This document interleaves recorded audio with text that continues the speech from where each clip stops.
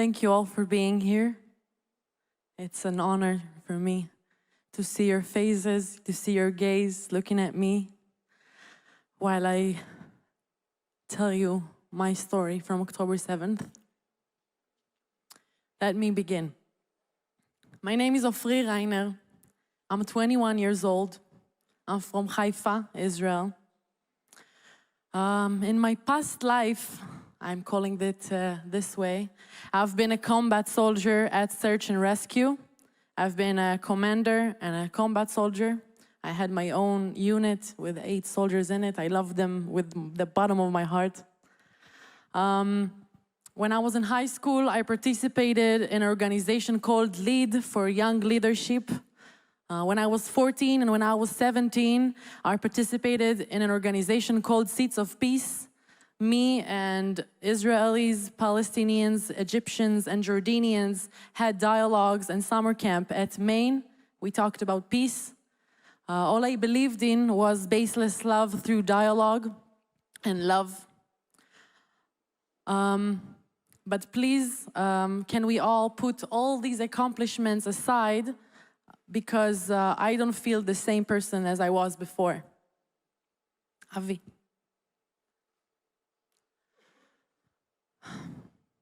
Before I'll begin, let me do some few disclaimers. Wait, one before? PTSD. PTSD is a post-traumatic stress disorder, psychological response stemming from exposure to life-threatening situation, profoundly impacting an individual's functioning and quality of life. For me, post-trauma is by speaking every time and telling the story every time, it's like experiencing it again. I see all the scenes in my head, but between them, all I see is black holes I need to fit for you to have a reasonable plot. So every time I speak, it might get harder. I might mumble, I might cry. It takes me some time. Please, I'm setting the pace that will be healthy for me. Another disclaimer I would love to make is that I, as a person, would love to see the miracles and the light that happened from all of it.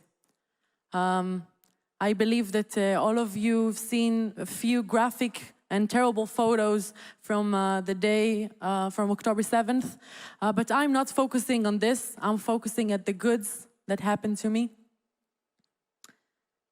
With all that being said, let me begin. Please. So, first let me introduce you the characters. That little girl is me. This is all the friends I came with to the Nova. This shot has been taken in December, 2 months after everything happened. So I'll finish with the good ending that all of us made it.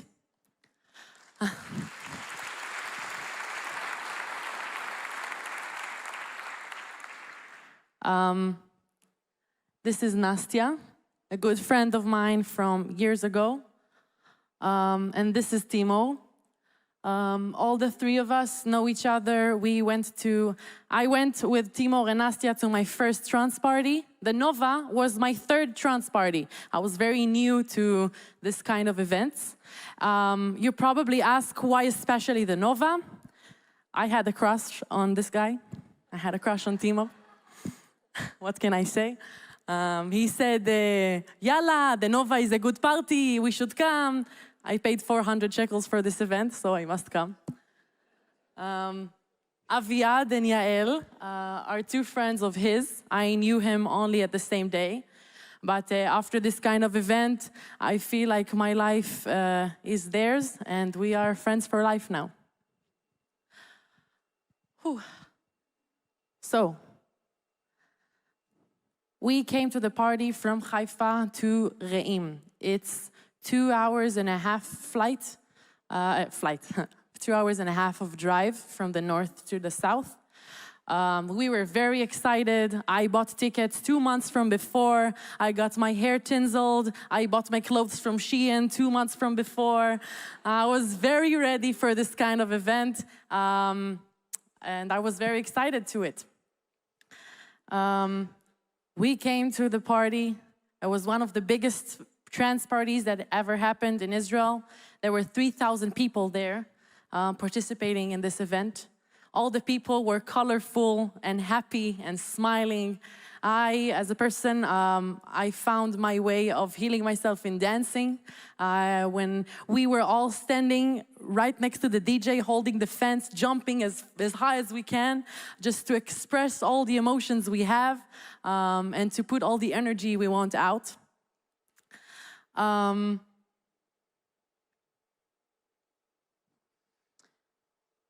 We were dancing for long, since 10 p.m. at Friday until 6:29. At 6:29, the rockets started to come. For me, as a combat soldier that served at Zikim, right next to the border, that's nothing. Rockets are peanuts. For me, if it was up to me and Nastya, we would stay there next to the car, putting the radio on full volume, dancing next to the car until everything will be over and we will come back dancing. But life had different plans. Timur, my friend, has post-trauma from his army service. So he started to have a panic attack. He got very stressed out and pushed us all to come to the car. And this is the moment I understood that I must do something. For me as a combat soldier, I thank God that I have this ability to set my emotions aside and to differentiate between the operation and my emotions. And then I started operating. My first call was to my grandmother. I told her, why grandmother? She, like every other Polish grandmother, is the one that worries me the most. I called her, I said, hey, Savta, don't worry, there is rockets, but I'm heading away home. I'll see you in a bit. Please remember this phone call for later. My second phone call was to my dad. I called him and said, Abba, I have found my iPhone. Look at my iPhone and see where I'm heading throughout my break. Now I know that him and my aunt were sitting at the room next to my grandmother with topographic maps to see where I'm heading in every direction. So we all got in the car, sat together, started driving. And there was some kind of a T-shirt section at the exit of the parking lot. There's like you go out, and then there's the north and there's the south. So we headed to the north, started driving. All of us. Aviad was the driver. We headed forward, and we saw a lot of cars doing U-turns. When I'm speaking, it seems like we were the only one there. Just imagine yourself a complete chaos. 3,000 people putting their cars aside, running by themselves. People don't know what's going on. Everything is very mysterious to us. So a lot of the cars doing U-turns, and we didn't understand why. So we moved further away until we were one car behind a white tender of the Hamas. It took us a few seconds to understand, and they just started shooting in all over us. There were 3 paths, and they were shooting at this direction, to the side, and we were behind them. So this is the time when Aviad took the risk and did like an amazing U-turn. We hit a different car, and we kept driving. Just imagine yourself, just like GTA, okay? You just do a complete U-turn. You hit one car, and then you keep driving. For us, it was, we had a terrorist attack at North. This was the only thing we knew. We didn't get any information about what's going on in the country. We kept pushing away. We came to the entrance of Be'eri.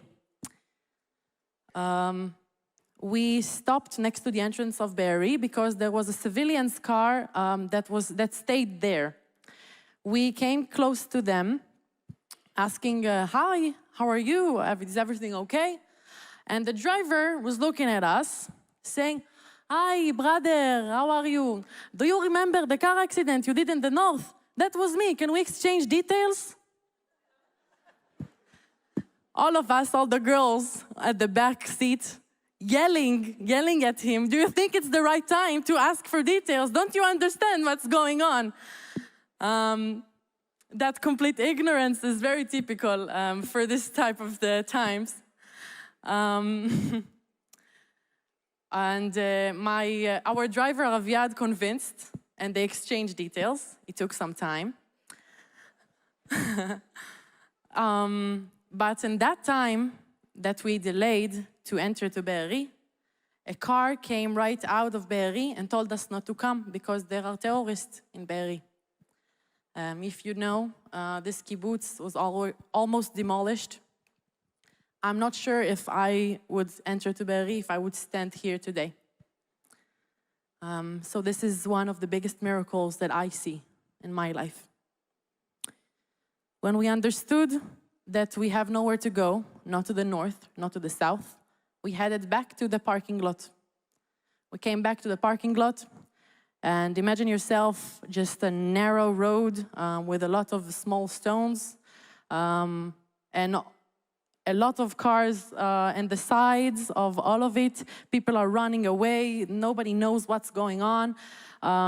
And through this narrow road, on the one side, you'd see like a downhill and an uphill for a forest with a lot of big, narrow, and tall trees with a lot of leaves in it, which means that when you look further away, you don't see what's going on up.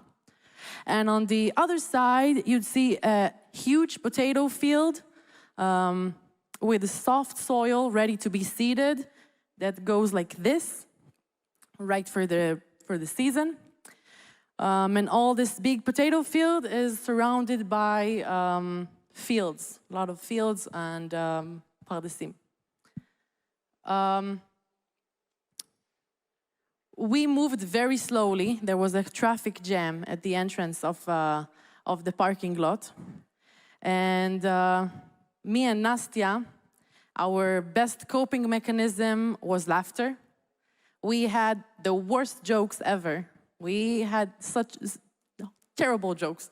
Like any other good Jew, this is how we filled up the void, so we will not feel anxious. So we just kept making jokes all the time because this is how we could manage. And me, from anxiousness, like every other girl, I had to pee. I had to pee. So I took Nastya by the hand. I told her, Nastya, I need to go pee-pee. Come on, let's go. Took her by the hand. We went outside. We went to the forest. We went on the downhill. There were 3 people hiding next to me. When I say it now, it looks abnormal, but then it was normal. There were 3 people hiding there. And it took me some time like to think with myself, should I pee here? It's very uncomfortable. They see me. What should I do? And while I was thinking to myself, being embarrassed, terrorists from the uphill started shooting at us from meters away. They were aiming right towards us. And when we figured that out, we just glide on the downhill, went to the car. Before all of that happened, I made a short brief to my friends, like they did to me at the army. The 2 things I said to them was, 1, we would always stick up together, no matter what. We saw so many people running away alone that we understood that if we will do it by ourselves, we will not gonna make it. The other one was, if somehow somebody will shoot at the car, we will open the door slowly and glide right through next to the car with our hands behind our heads. If that somehow will happen, it will happen. And it happened, so it did. So all of us opened the doors and stayed there for a few minutes. And when the shootings started to calm down, we came back to the car. Aviad tried to move through the potato fields. Wait a second.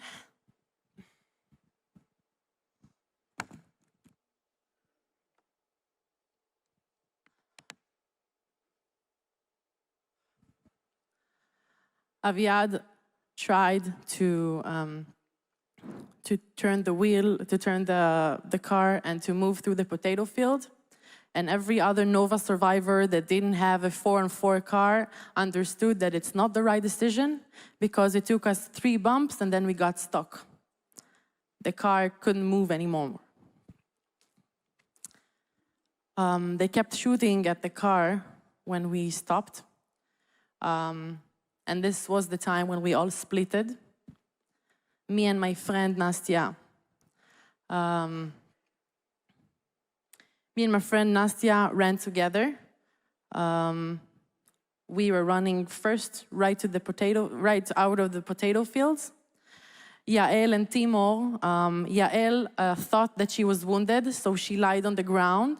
And Timor ran for a few meters and understood that she was there. So we came back, took her by the hand, and ran with her. And Aviad went to the forests and hid there for 6 hours.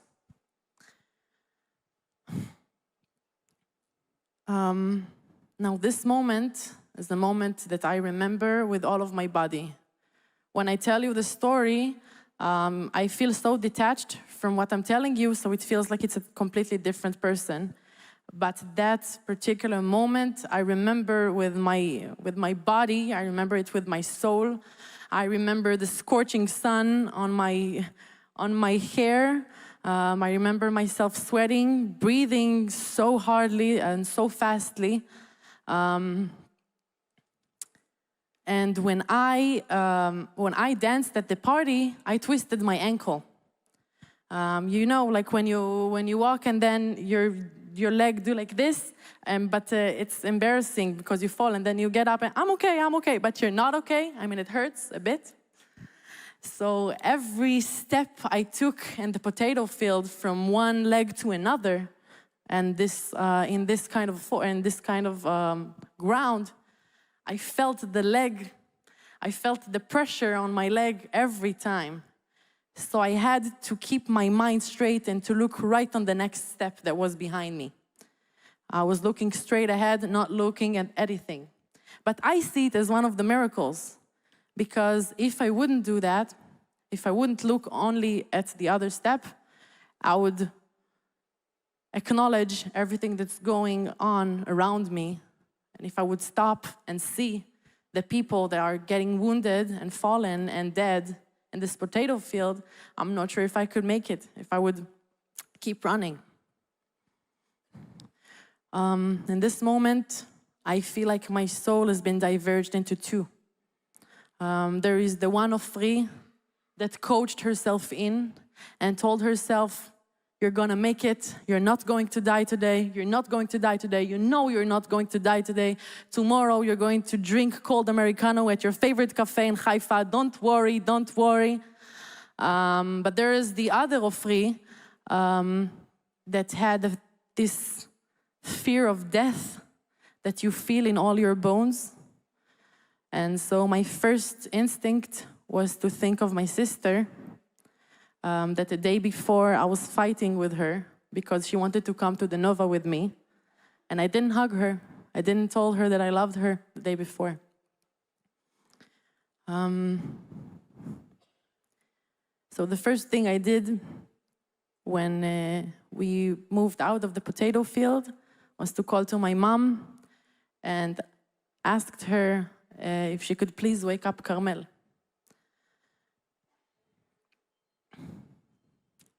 me and Nastya kept running in the field. We came to the fields, hiding and running and hiding and running.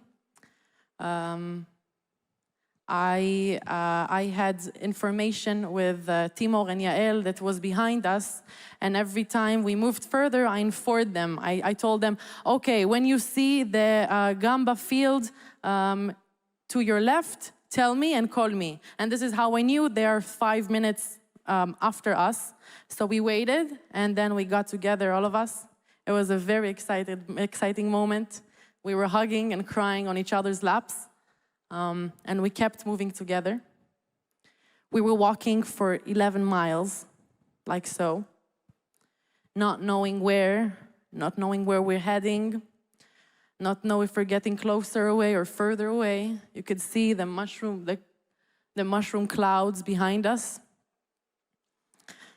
The scorching sun was on our faces, and from fear of the heat strokes, we were drinking we were drinking alcohol at the party. We didn't have any water with us. We were just walking. When I say it to you, I feel the dehydration on my lips. I feel my throat getting sour. And from fear from heat strokes, we had only 2 scarves for 4 people. So we walked with 1 scarf on both of us, holding hands. This is how we walked for 11 miles. We were looking for water everywhere.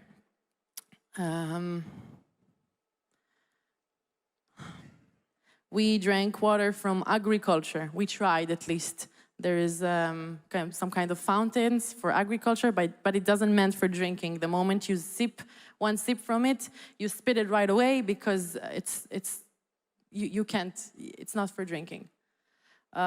So we were looking for water, exhausted.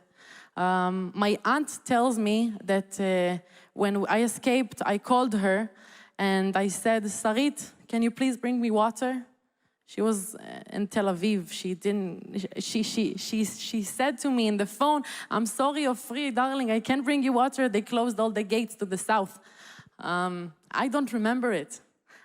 In fact, I don't remember most of the things that happened throughout the walk. It's like my mind completely forgot about it. There is a particular moment that I remember in this escape. Over the last few miles, we arrived to a pomelo field. And pomelo is a big juice, it's a big fruity juice that is a very good source of water.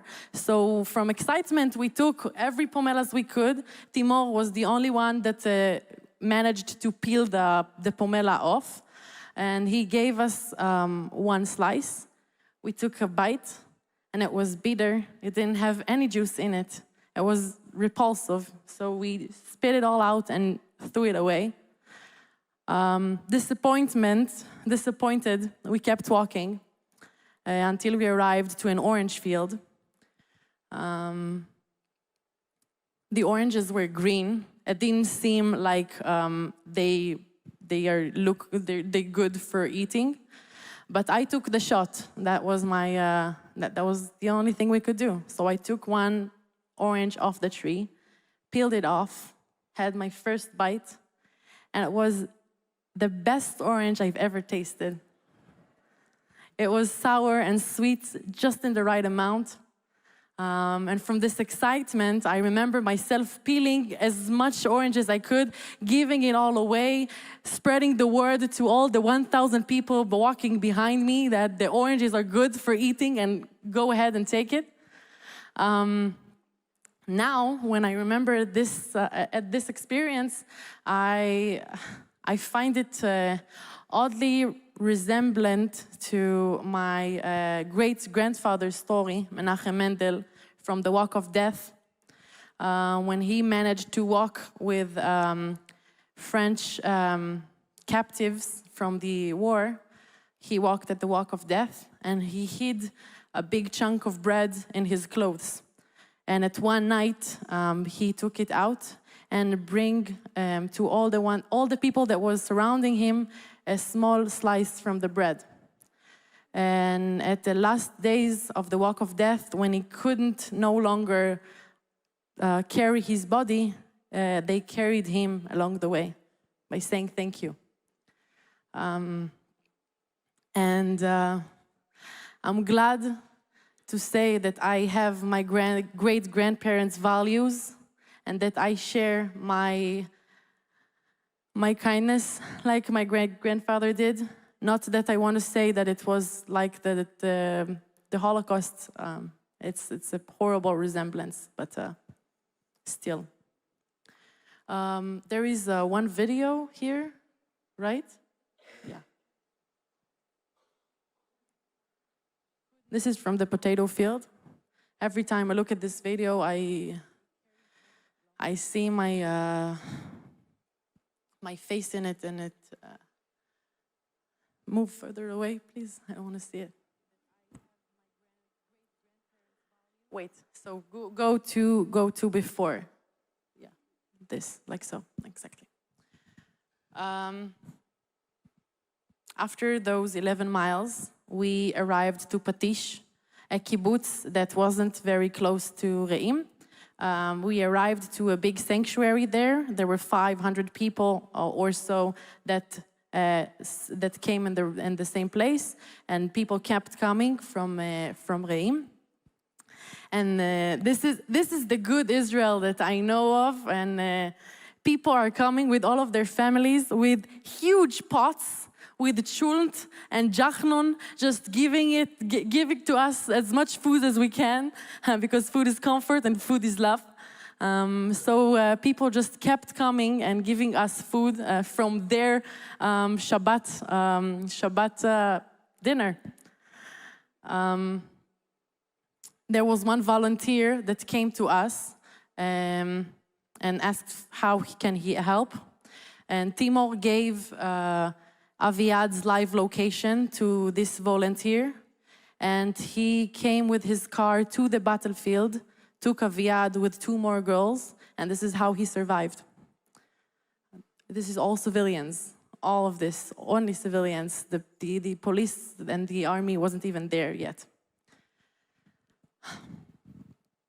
There was rumors that the terrorists are starting to come to Patish. We had some few sirens coming up. And this is on the time we understood that we must go north as fast as we can. There is a volunteers bus that came and said, this is for Be'er Sheva. And we all jumped right in. We checked that all the people that we know are in the same bus. We were sitting in the bus, 70 people pushing, standing together. I sat next to Nastya. People were shouting names, were crying, recruiting WhatsApp groups to find people they don't find. Everyone seemed so lost. I remember us sitting in the bus, going through bodies and checkpoints and soldiers, feeling like we're in some sort of an action movie that I don't want to be in. And I remember just one tear. Me and Nastya held hands, and one tear fell on our cheek, like we feel the exact same thing. From Be'er Sheva, we arrived to a family's friend's house. They have 3 little children, 3 little girls. He took us with his car, and every people, that's a habit of every people in the globe, that when they hear horrible things, they must share it to the other person, and that they must tell it. So he turned on the radio and kept telling us what was going on, and I just couldn't process anything he said. I remembered I had just a blank brain. I couldn't hear anything. The only thing he said was, I have 3 small children in the house. Please, if you have graphic things to say, don't say it next to them. I don't want them to hear that. So we completely understood. But I had tears until here. All I wanted to do was to cry it all out. So I came to their home, took my chair with me. went all the way to the other side of the porch, sat on the chair facing to the wall, and I was sobbing for minutes and minutes just to take it all out. And there was the youngest girl called Adi. She was wearing a pink overall and she had pink bicycles and she was riding all the way just to meet me face to face. And I remember her big eyes looking at me, gazing at me, so curious to understand why in the world would I have this, so many tears on my face. What made me cry so hard? And by looking at her, I remember myself trying to smile to her, but then keeps crying and crying. I felt like my innocence broke in the same minute. This is the time when I understood that I will no longer be the same girl that I was before. Take two, one, two pushes. No, this one, not this one. This one. Yes. This is a photo of me being taken at their house in Be'er Sheva. I have a pink shirt of her mother's. I look terrible in this photo. But it's a good documentation of what I was going through in that day. In conclusion, how did I survive? There was the miracles, the small to big miracles that led me up to here. I don't know how to call them but miracles, because it feels like the moment I understood that there was no address and no name on any bullet of the terrorists, and everything was so coincidental that I'm standing here, I started to believe in miracles.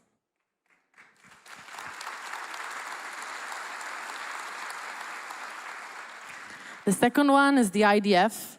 Unfortunately, not literally, but my army service that helped me cope in a fight mode instead of flight or freeze. And I thank to that.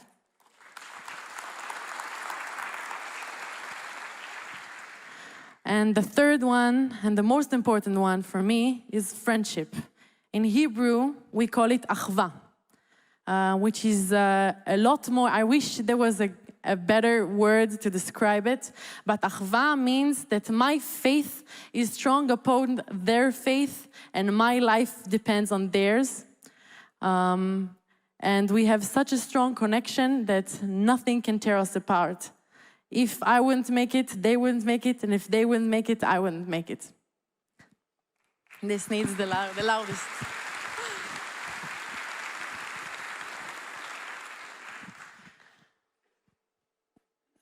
I'm going to show you now a video that I made with original videos that I took, that my friend took along the escape, with a charcoal sketches that I made of the escape.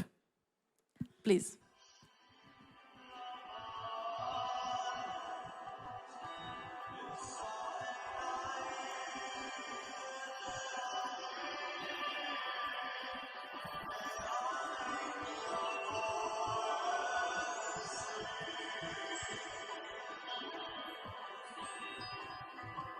עכשיו, המחצלת של מאור לא תחזור אליו יותר. היא לא תחזור. היא לא תחזור. למה בעצם אנחנו ממשיכים לנסוע ולא יושבים שנייה ונותנים לזה לעבור? כי זה לא עובר. אבל זה ייגמר מתי?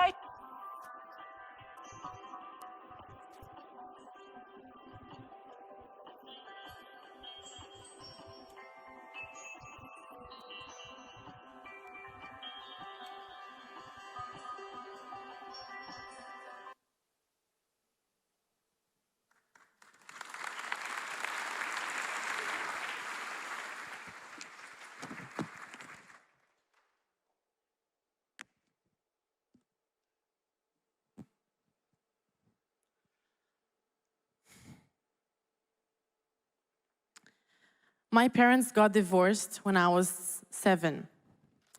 My dad, Shlomi, married Flor Dagan, the wife. I have a small sister, as you heard. Her name is Carmel. And Flor has 2 twin brothers, Omer and Shalev. Since I was 7, we were one family. Every vacation, every holiday, every dinner, we did together. We are so similar in the ages. I'm 21, my sister's 19, they're 20. So we were like the Fantastic Four. When I arrived home at around 6 p.m., I came to the warm embrace of my sister, telling me that my brother Shalev is missing.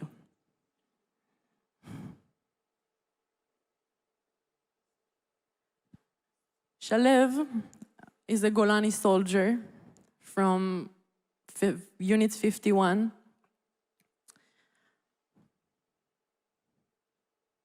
He died that day.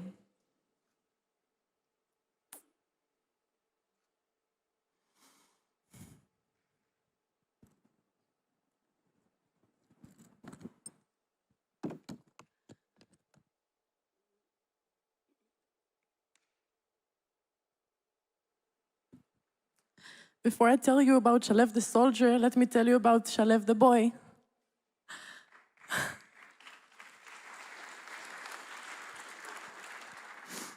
Shalev was the cutest boy on earth, and he knew that he was pretty, and he knew that everybody loves him, so he made a lot of jokes. He had a charisma that could fill up an entire room. I remember him with a unibrow and long hair, climbing trees and taking adventures. He loved to sing. His favorite singer was Eyal Golan. Yesterday, when we celebrated Yom HaAtzmaut, we sang Eyal Golan karaoke. And I felt like I'm celebrating for him because I hate this singer. But now I have to love him. I had no other way.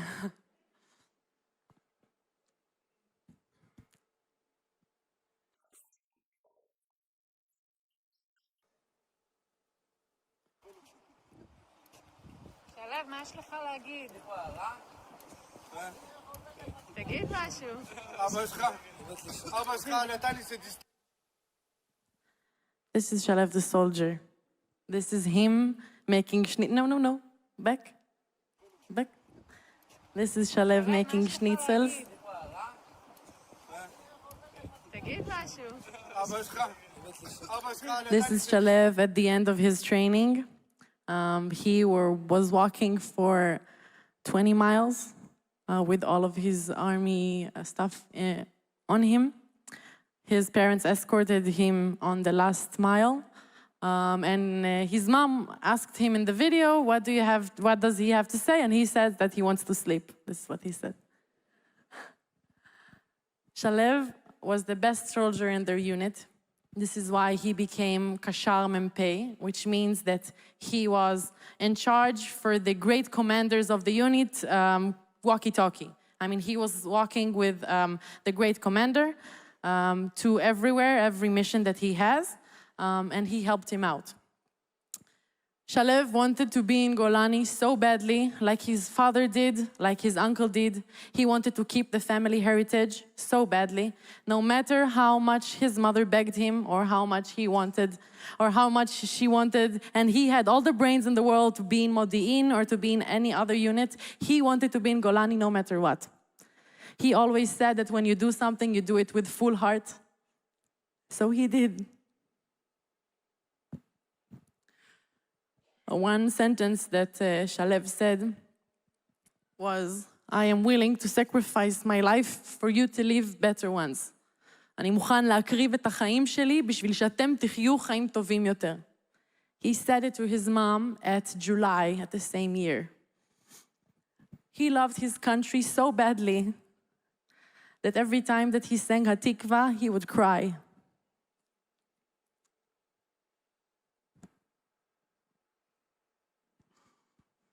I love him with the bottom of my heart. And every time I get to this part, it gets really hard for me to tell you about it. if I'm laughing at everything that happens on October 7th, this is the part when I know I still haven't processed everything that happened at the same day. Let me tell you his story in order to cherish his memory.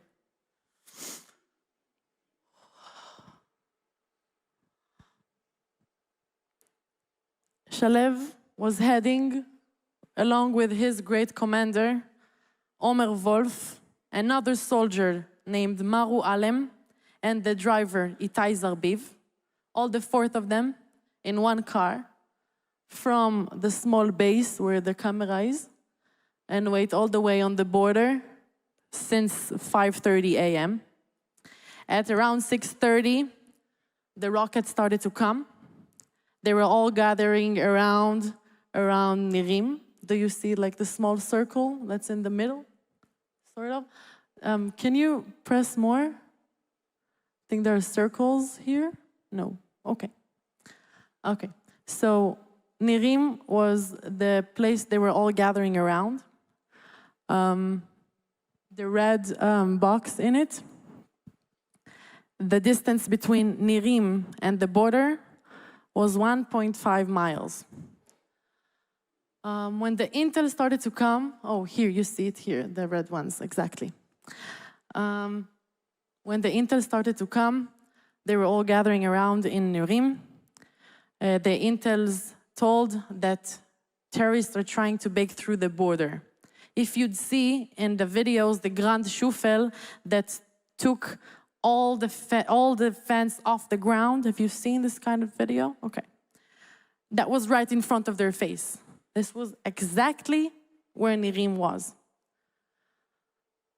Him, and I say their names again, along with the great commander Omer Wolf, Maru Alem, and Itai Zarbiv, along with 2 tanks that was next to Mop Darom and next to Kisufim, and a few more vehicles. Altogether, there were 24 soldiers fighting in front of 1,500 terrorists for 50 minutes straight. They were fighting till death, by all saying. When the intel started to say, at around 6:45, both of the tanks were doomed. All of the people in the tank was dead. And they were the only one that was left. The intel said that there is terrorists trying to break through Nirim's gate. And Omer Wolf said, no matter what, nobody passes us. This is where we stand. They stood next to Nirim, and 3 terrorists hid in the bushes and struck an RPG in their car. Shalev died right away. Omer Wolf and Maru Alem both managed to escape from the car 10 meters away. They kept fighting. We know it because all of their bullets are done in the gun. They kept fighting and were shot and dead 10 meters away from the car. Itai Zarbiv is being shot in the chest. He fell off the ground after he managed to get out of the car. They treated them as dead, but he was wounded. The soldiers rescued him a day after, and he's okay now. And this is how we know all the story.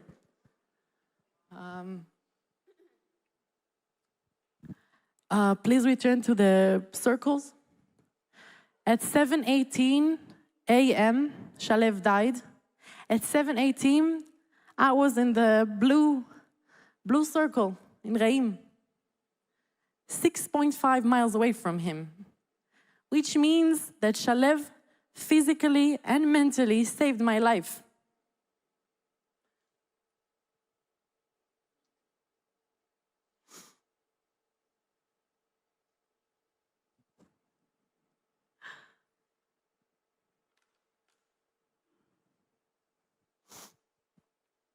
Go further, please.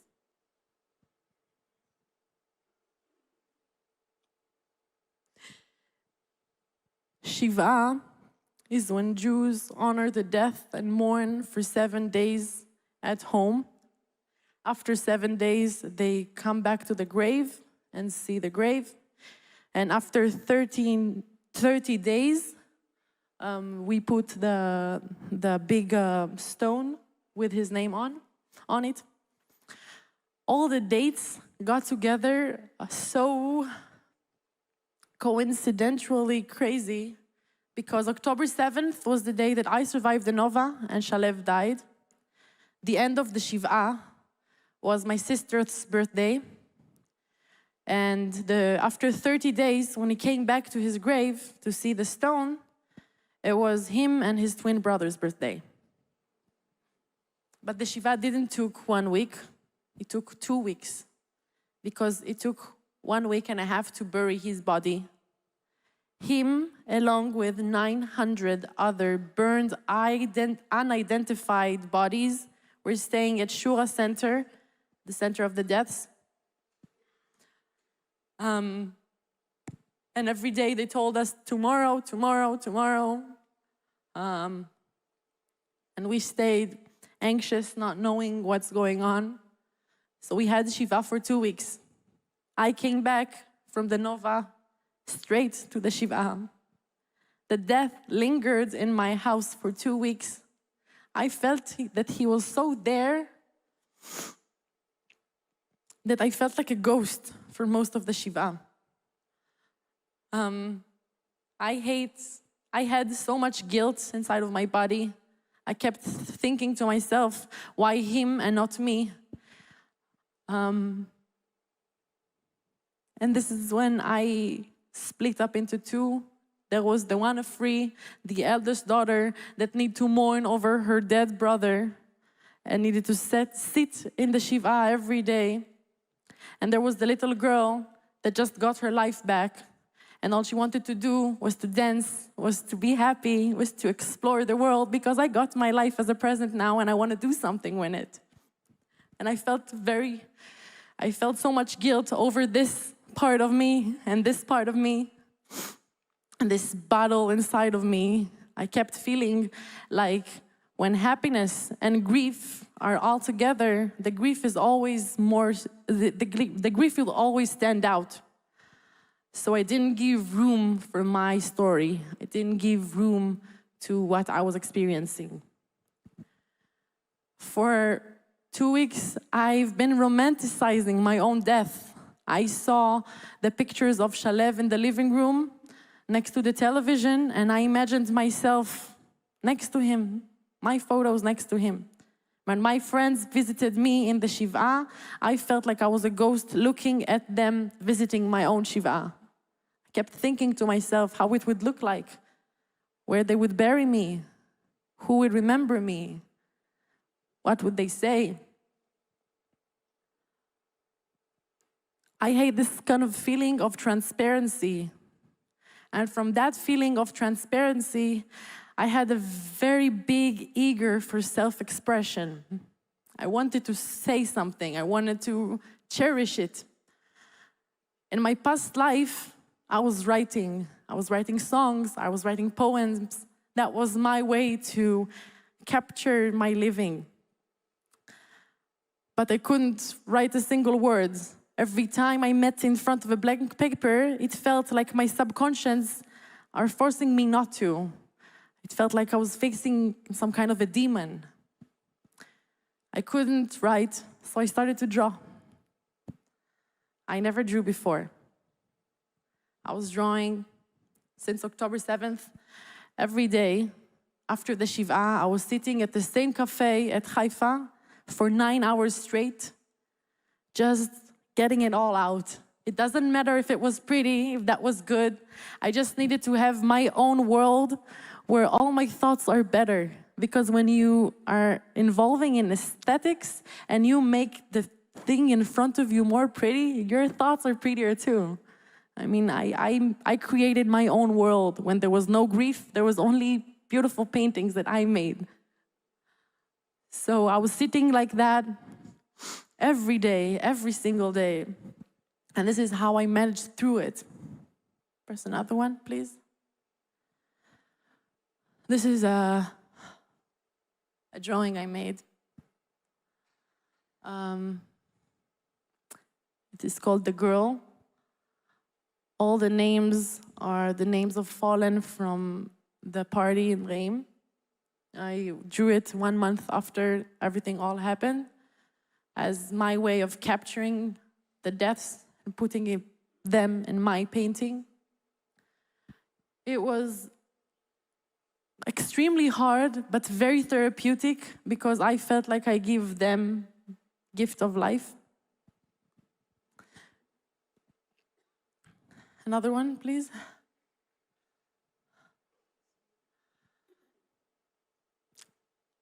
Another one, please. No, then come back. Back, this. Before I'll show you all my pretty paintings, let me tell you about post-traumatic growth. Post-traumatic growth is a positive psychological change. It involves finding new meanings, personal strength, resilience, and a sense of purpose, leading to a more enriched and fulfilling life despite the adversity endured.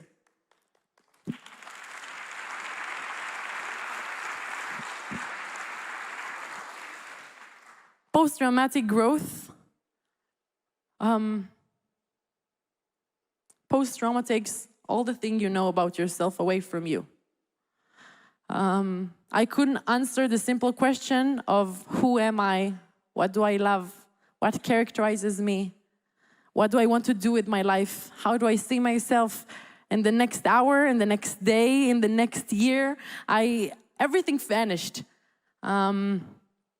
And from that uncertainty, that could be a terrible thing. I made it as a good thing. Because if I don't know anything about myself, why would I make new things up? I mean, I want to do surfing. I want to try surfing. Let's try surfing. I want to do macrame. Let's do macrame. I mean, I'm alive. As long as I'm alive, I have this opportunity. I can do this every day. I can find new things about myself every single day. So I kept doing it day and day. I kept colorizing my life. I kept painting, discovering new skills about myself because our soul is endless. And as long as you keep exploring and you're in this unknowing state of mind, you find out that you know a lot more than you think. Come back to the pictures, please. This is no. You were there. This one. This is a picture that is called Rebirth, Tkuma in Hebrew. It appeared in a gallery in Jaffa. For me, it looks exactly like how we hid in the car. In fact, it was my friend fixing the car. I filmed this because it looked cute, but he kept saying how much pressure he has on his chest and how uncomfortable it is. And after looking at this photo of a few minutes after he got away from the car, more than I saw exactly how we hid in our escape, I saw the symbol of rising up from something when you have 1.5 tons on your chest and your legs just kick their way out. And if you'd see next to the mirror, the small orange that I made there. Press another one, please. Oranges began to appear everywhere. They just, every milestone in my life, including this, I mean Orange County, for real. I didn't make this up. Including this, every milestone, I looked to the other side and I saw an orange tree. I saw oranges everywhere. They became a signal of hope for me. They became something that I can rely on, that I can look at it. And that photo, that picture that I took, that drawing that I made was my transition from charcoal, black and white, into color. That was the first time I started colorize my life.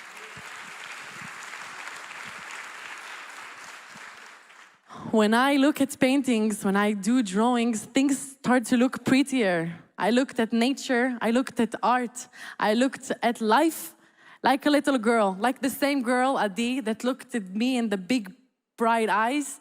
I feel like I'm looking at life just like she did, because I'm exploring every day something new. Lastly, let me quote from Viktor Frankl, a Holocaust survivor and a psychologist, saying, "The way in which a man accepts his fate and all the suffering it entails, the way in which he takes up his cross, gives him ample opportunity, even under the most difficult circumstances, to add a deeper meaning to his life." I am choosing to look at the ashes I was coming from and rise up from it every day.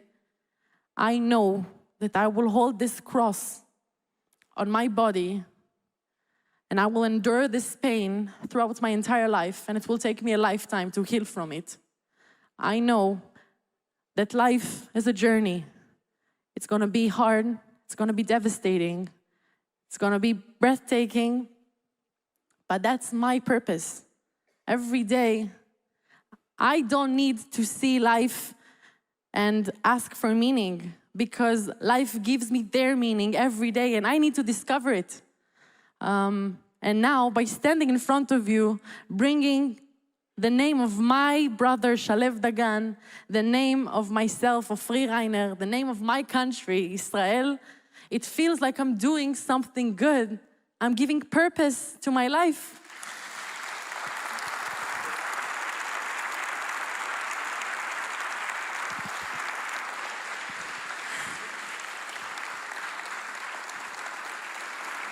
Thank you.